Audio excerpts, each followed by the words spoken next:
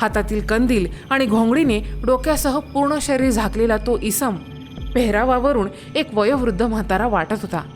त्या म्हाताऱ्याला बघून रतनच्या जीवात जीव आला, पण क्षणभर लगेच या विचारात बुडाला की तो बाबा आपल्याला बघून थांबला का नाही. यावर जास्त विचार न करता त्याने लगेचच त्या बाबाला आवाज दिला, ओ बाबा, अहो शहराला जाण्यासाठी कोणता रस्ता आहे.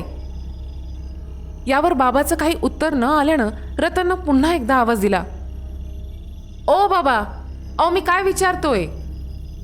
पुन्हा काहीच उत्तर न आल्यानं रतनला वाटलं हा बाबा बहिरा तर नाही.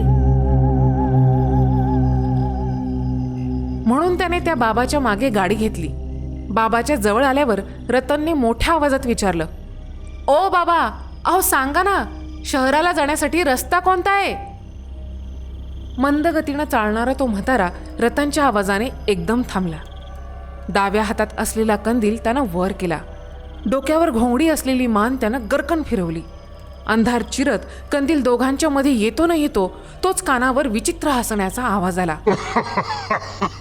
कंदीलच्या प्रकाशात